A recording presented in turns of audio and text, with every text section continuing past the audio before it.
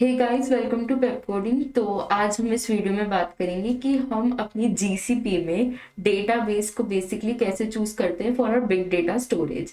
ठीक है, तो हम बेसिकली जीसीपी के टूल्स के बारे में बात कर चुके हैं, जो हमारे बेसिक टूल्स होते हैं फॉर डिफरेंट स्टेप्स। तो आज हम स्टोरेज के बारे में, जितने हमारे टूल्स होते हैं उससे हम डिसाइड करेंगे कि किस टाइप की हमें डेटा को स्टोर करना है। ठीक है, तो उस हिसाब से हम स्टोरेज डिवाइसेस जो है वो चूज करेंगे। तो चलिए देखते हैं। तो सबसे पहले हमारा डेटा जो है वो दो टाइप का हो सकता है।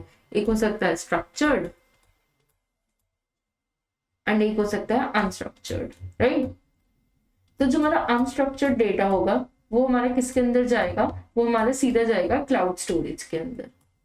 ठीक है, तो बिना देखे हमें बस जो हमारा अनस्ट्रक्चर्ड डेटा है वो हम किस में डालेंगे? क्लाउड स्टोरेज में डालेंगे, जो कि जीसीपी का टूल है, क्लाउड स्टोरेज नाम का। ठीक है, अगर हमारा आता है स्ट्रक्चर्ड डेटा। ठीक है, तो स्ट्रक्चर्ड डेटा में भी हमारे दो टाइप्स हो सकते हैं। स्ट्रक्चर्ड डेटा में हमारे दो टाइप्स हो सकते हैं कि एक होगा हमारा जो होगा ट्रांजैक्शनल डेटा। ट्रांजैक्शनल डेटा यानी कि जिसमें हमारी ट्रांजैक्शंस के बारे में इंफॉर्मेशन होगी। ठीक है, एंड दूसरा होगा हमारा एनालिटिक्स वर्कफ्लो वाला डेटा। ठीक है, जिससे हमें बेसिकली बस एनालिटिक्स करनी होगी। और हमें ट्रांजैक्शनल वाला डेटा जो थोड़ा कॉन्फिडेंशियल डेटा हो गया, बेसिकली जो हमारा आरडीबीएमएस में हम इसको स्टोर करेंगे। ठीक है, जिसको हमें एक्सेस करना पड़ेगा फ्रीक्वेंटली। ठीक है, वो होगा हमारा ट्रांजैक्शनल डेटा।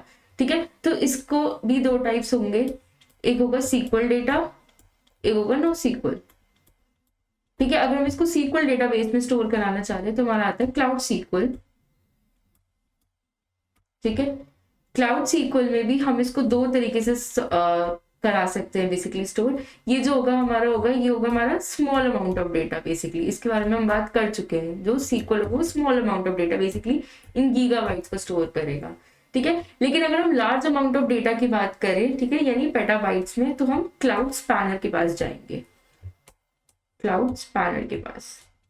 ठीक है, ठीक है, नेक्स्ट आता है हमारा नो सीक्वल डेटाबेस में ट्रांजैक्शनल के लिए। तो उसके लिए हम क्या यूज करेंगे? उसके लिए हम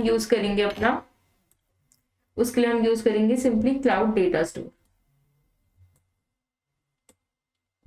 ठीक है, क्लाउड डेटा स्टोर।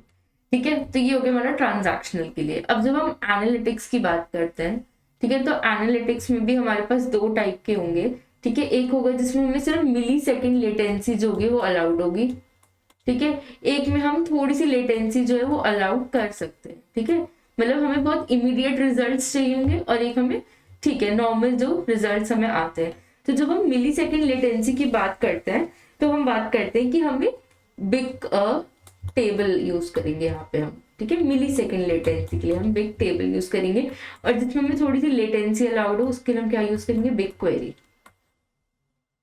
ठीक है, तो ये हमने बेसिकली अपने डेटा बेसिस को चूज करने का हमने एक फ्लो चार्ट टाइप बना लिया। तो अगर हम इस फ्लो चार्ट को अगर देखा जाए तो हम कैसे चूज करेंगे? Structured, unstructured. अगर स्ट्रक्चर्ड है, अगर हमारा ट्रांजैक्शनल डेटा है, ठीक है, जिसको हमें रेगुलरली एक्सेस करना पड़ेगा कि कितना पैसा देना है, टैक्सेस वाला डेटा। ठीक है, उसके अलावा फिर हम उसमें हमने सीक्वल, नो सीक्वल देखा, फिर उसके बाद हमने एनालिटिक्स वाला देखा। तो इस तरीके से हम अपने डेटा बेसिस जो है वो चूज कर सकते हैं इन जीसीपी अपने बिग डेटा को स्टोर करने के लिए। तो इस वीडियो में इतना ही। Thank you for watching.